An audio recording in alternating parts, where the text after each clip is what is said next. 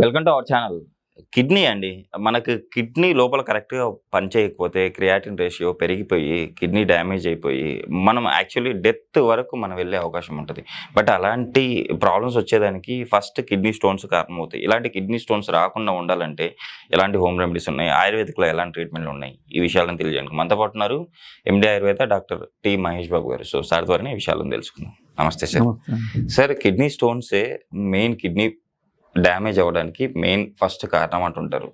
So అంటే ఈ kidney stones ఎంత ఉంటే మనం న్యాచురల్‌గా బయటికి తెప్పించుకోవచ్చు హోమ్ రెమెడీస్ ద్వారా? లేకపోతే గాని అది సర్జరీలు, లేజర్ వరకు వెళ్ళే అవకాశాలు ఉంటాయా?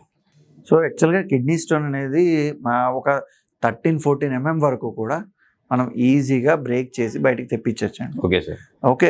సో అంతకు మించి కొంచెం పెద్దదున్నా అండ్ అది ఎక్కడ ఉందనేది కూడా చాలా ఇంపార్టెంట్. ఓకే. ఇప్పుడు మీరన్నారు కిడ్నీ డిసీజెస్‌కిను ఇది ఒక రీజన్ అంటే అది ఎప్పుడవుతుందంటే కరెక్ట్‌గా కొన్ని ప్లేసెస్ ఉంటాయన్నమాట. ఆ ప్లేసెస్‌లో ఇరుక్కుని అసలు మొత్తం కిడ్నీకి వాపు వచ్చేంత కూడా చేస్తుందన్నమాట. Okay sir. సో ఆ ప్లేస్‌ని బట్టించి ఒకవేళ ఇమీడియట్‌గా సర్జరీ లాంటిది ఏమైనా అవసరం ఉంటే సర్జరీ చేయించాలి. బట్ ఆ ప్లేస్ ఒక సేఫ్ అంటే ఎమర్జెన్సీది లాంటిది కాకుండా సైజ్ ఒక 14 వరకు అయితే డెఫినెట్‌గా మనం మెడిసిన్‌తో దాన్ని బయటికి తెప్పించేయచ్చు అనమాట. ఓకే. సో కిడ్నీ స్టోన్స్ గురించి ఈజీగా మనకి క్యూర్ అవ్వాలి అనుకుంటే, ఎందుకంటే చూస్తూ ఉంటాం చాలా ఇమీడియట్‌గా మనకి ఈ వెనకాల నుంచి ముందుకి ఇలా నొప్పి వస్తుందండి అని, యూరిన్ పోసేటప్పుడు మంట వస్తుందని ఇలాగ రకరకాలుగా చెప్తారు. కాబట్టి ఫస్ట్ అవి తగ్గించాలి. అలాగే ఆ స్టోన్ అనేది పగిలిపోయి నెక్స్ట్ యూరిన్‌లో తెప్పించేయాలంటే మనకి మంచిగా ఈజీగా మనకి పల్లెటూరులో కానీ ఈజీగా మన కాలనీలో కానీ దొరికేది ఏంటంటే కొండపిండి ఆకు. ఓకే. సో కొండపిండి ఆకు అని పేరులోనే మీకు అర్థమవుతూ ఉంటుంది. సో కొండ పిండి, సో కొండ లాంటి దాన్ని కూడా పిండి చేసేది అని. ఓకే. కొండపిండి ఆకు అని యూజువల్గా అందరూ కూడా పిలుస్తూ ఉంటారు. అండ్ మనకి లైక్ చెట్లు ఎక్కువ ఉన్న చోట ఈజీగా పెరుగుతుంటుంది. ఓకే. సో తెలుపు పూలు ఉంటాయి. ఓకే. సో దాన్ని ఒక కూరలాగా కానీ పప్పులో వేసుకుని తింటూ ఉంటారు. ఓకే. అంటే ఎవరికైనా యూజువల్గా మేము ఇటు మీరు శ్రీశైలం అడవుల వైపు కానీ వెళ్తే కనుక మేము కొంతమందితో అక్కడ ఉన్న వాళ్ళతో మాట్లాడితే, ఎవరు గిరిజనులు వాళ్ళు వీళ్ళు ఉంటారు కదా, వాళ్ళతో మాట్లాడినప్పుడు వాళ్ళు ఏం చెప్పారంటే వాళ్ళకి ఏమైనా ఇటువైపు కొంచెం నడువు నొప్పి కానీ లేదంటే యూరిన్లో చిన్నగా ఏమైనా వాళ్ళకి కొంచెం ఇబ్బంది అనిపించినా వెంటనే ఆకు తెచ్చుకుని ఇంట్లో వండుకుని తింటారు. Okay sir. సో వాళ్ళకి అంత నాలెడ్జ్ ఉంది. సో అలాంటి కొండపిండి ఆకుని కనుక మనం ఏదో విధంగా తీసుకుని, ఎందుకంటే చాలా ఆయుర్వేదిక్ మెడిసిన్స్లో కూడా అది ఉంటుంది. సో దాన్ని ఎండబెట్టుకుని పౌడర్ చేసుకుని కూడా తీసుకోవచ్చు. లేదా అప్పటికప్పుడు ఫ్రెష్గా మనం కూర లాంటివి చేసుకుని అయినా తినచ్చు. తీసుకుంటే కనుక స్టోన్ అనేది బ్రేక్ అయ్యి మనకి బయటికి రావడం అయితే జరుగుతుంది. Okay sir. సరే, అంటే ఈ ఫుడ్ విషయానికి వస్తే ఈ కొండపిండి కాకుండా ఎలాంటి ఆహార పదార్థాలు తీసుకోవాలి స్టోన్స్ ఫామ్ అవ్వకుండా ఉండాలంటే? స్టోన్స్ ఫామ్ అవ్వకుండా ఉండాలి అంటే యాక్చువల్గా ఫస్ట్ వాటర్ అనేది ఎక్కువ తీసుకోవాలి. Okay sir. మనకి ఇప్పుడు ఈ స్టోన్స్ అయితే వేటి నుంచి అయితే ఫామ్ అవుతాయో, లైక్ కాల్షియం అనేది కానీ ఫాస్ఫరస్ అని కానీ, ఇవన్నీ ఏంటంటే మనకి వాటర్ అనేది బాడీలో ఫ్లష్ చేస్తూ ఉంటుంది. సో డీహైడ్రేషన్ అనే కండిషన్ని అవాయిడ్ చేస్తూ ఉండాలి. ప్రాపర్ హైడ్రేషన్ని మెయింటైన్ చేయాలి. అలా అయినప్పుడు ఖచ్చితంగా మీకు డెఫినెట్గా స్టోన్స్ ఫామ్ అవ్వడం అనేది ఈజీగా జరుగుతూ ఉంటుంది. ఓకే. బాగా డీహైడ్రేటింగ్ ఫుడ్స్ అని ఉంటాయి. అంటే అవి ఏంటంటే మనం తీసుకున్నప్పుడు బాడీలో వాటర్ని కూడా అబ్జార్బ్ చేసే ఫుడ్స్ ఉంటాయి. ఇప్పుడు మీరు వినుంటారు లైక్ టమాటాలు ఎక్కువ తింటే, పాలకూర ఎక్కువ తింటే అని వస్తుంటుంది కదా. ఇప్పుడు అందరూ తింటున్నాం కానీ అందరికీ రాదు. ఎందుకంటే కొన్ని బాడీలు ఏంటంటే వాళ్ళు they are like more prone అనమాట. అంటే ఈజీగా వాళ్ళకి వచ్చే అవకాశం ఎక్కువ ఉంటుంది అనమాట. అంటే వాళ్ళ బాడీలో ఆ వాటర్ బ్యాలెన్స్ అనేది సరిగ్గా లేక స్టోన్ ఈజీగా ఫామ్ అవడం అనేది జరుగుతుంటుంది. సో అలాంటి వాళ్ళు ఇలాంటివి కొంచెం తక్కువే తీసుకుంటూ ఉండాలి, పాలకూర లాంటివి.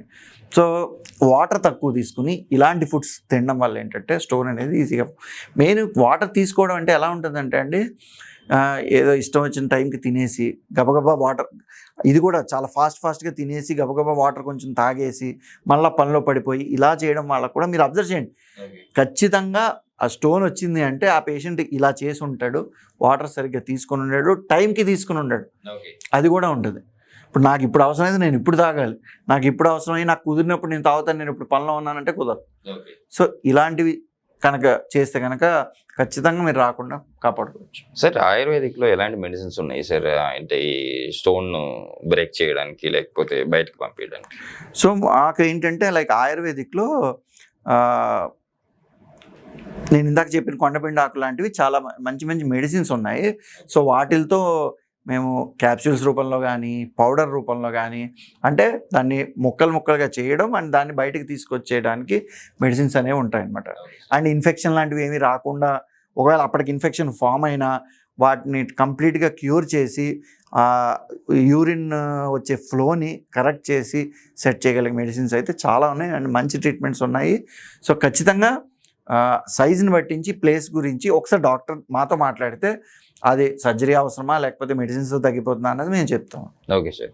సార్ యాక్చువల్లీ ఒకసారి మనం సర్జరీ కానీ లేకపోతే ఒకసారి మెడిసిన్ వేసుకుంటే బయటకు వచ్చేసాయి తీసేసాము స్టోన్స్ మళ్ళీ ఫామ్ అయ్యే అవకాశం ఉందంటారా? ఇందాక నేను చెప్పాను కదా కొంతమంది మోర్ ప్రోన్ అని, అంటే వాళ్ళకి వాళ్ళ బాడీకి ఎక్కువ మళ్ళీ ఫామ్ అయ్యే అవకాశం ఉంటుంది. ఎందుకంటే వాళ్ళు తినే ఆహార అలవాట్లు కానీ బేసిక్గా వాళ్ళ బాడీలో వాటర్ బ్యాలెన్స్ కానీ డిస్టర్బ్ అవ్వడం వల్ల ఏంటంటే మాటికి వస్తుంది. అది ఇప్పుడు సర్జరీ చేశాకే రాకూడదు అని ఏం లేదు, మెడిసిన్స్ వాడాక ఇప్పటికిప్పుడు తగ్గిపోయింది బాగానే ఉంది, మళ్ళీ వాళ్ళు అదే కంటిన్యూ చేస్తే మళ్ళీ 2 ఏళ్ల తర్వాత మళ్ళీ వస్తుంది. సో ఖచ్చితంగా వాళ్ళనే కాదు మనందరం కూడా ప్రాపర్ క్వాంటిటీ ఆఫ్ వాటర్ అనేది తీసుకోవాలి. ఓకే. అండ్ ఏవైతే ఫుడ్స్ ఎక్కువ డీహైడ్రేటింగ్ ఉంటాయో వాటిని అవాయిడ్ చేయాలి. కనీసం ఫర్ ఎగ్జాంపుల్ ఈ వర్షాకాలం తీసుకోండి, శీతాకాలం తీసుకోండి. శీతాకాలం పరంగా ఒక రకంగా ఉంటుంది. ఇప్పుడు మీరు ఎండాకాలంలో ఉండి వాటర్ తక్కువ తాగుతూ ఈ డీహైడ్రేటింగ్ ఫుడ్స్ తీసుకున్నారనుకోండి, ఓకే, వాళ్ళకి ఇంకా ఎక్కువ అవకాశాలు ఉంటాయి. ఓకే. సో అంటే వర్షాకాలంలో మనం తక్కువ వాటర్ తాగినా కూడా కొంచెం బెటర్ కదా. ఓకే. కానీ బేసిక్గా ఏంటంటే సమ్మర్లో ఇంకా ప్రాబ్లం ఉంటుంది అది. బట్ మనిషి అన్నవాడు డెఫినెట్గా బాడీకి ఎంత వాటర్ కావాలో అంత ఉంటుంది. అండ్ ఇంకోటి గుర్తుపెట్టుకోండి, బాడీ ఈ ఒక్కొక్కళ్ళకి లీటర్లు తాగేయండి అన్నది రాంగ్. ఓకే. మినిమం ఎంత తాగాలి సార్? అదే చెప్తున్నా, మీ బాడీకి వేరు ఉంటుంది, నా బాడీకి వేరు ఉంటుంది. సో ఇప్పుడు చాలామంది నాకు పేషెంట్లు చెప్తుంటారు, పొద్దున్న లేచి నేను ఇన్ని లీటర్లు తాగేస్తున్నానండి, నాకెందుకు ప్రాబ్లం వచ్చిందంటే వస్తుంది. ఎక్కువ వాటర్ తాగినా కూడా ప్రాబ్లమ్స్ వస్తాయి ఖచ్చితంగా వస్తాయి. మీకు అంతెందుకు డైజెషన్ ఇష్యూస్ కూడా వస్తాయి. సో ఇది ఎలా ఉంటుందంటే ఎవరి బాడీ, ఇప్పుడు నేను అన్నాను కొంతమందికే వాటర్ బ్యాలెన్స్ ఉండదు, వాళ్ళకే స్టోన్స్ ఎక్కువ ఫామ్ అవుతాయి, వాళ్ళకి ఎందుకు ఫామ్ అవుతాయి? వాళ్ళు ఎక్కువ వాటర్ తాగాలి, మనకన్నా ఎక్కువ వాటర్ తాగాలి. అలా అని 3-3.5 సరిపోతుంది, వాళ్ళు 5 తాగుతూ ఉండాలి. అండ్ ఇంకోటి ఇప్పుడు శ్రమను పట్టించి కూడా తాగాలి వాటర్. ఓకే. ఇప్పుడు కొంతమంది జాబ్స్ ఎలా ఉంటాయండి, ఏసీలో కూర్చుని సిస్టమ్ ముందు చేస్తారు, అదొక రకంగా ఉంటుంది. వాళ్ళకి స్వెటర్ అది కాబట్టి తక్కువ తాగినా పర్లేదు, అది వాళ్ళకి వేరే ఉంటుంది వాళ్ళ బాడీ పట్టించి. ఇప్పుడు కూలీ కష్టం చేసేవాళ్ళు ఎక్కువ తీసుకోవాలి, ఎందుకంటే వాళ్ళకి చెమట రూపంలో పోతూ ఉంటుంది.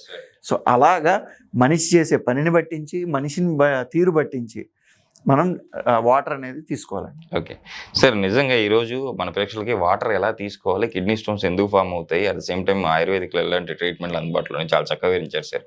Thank you.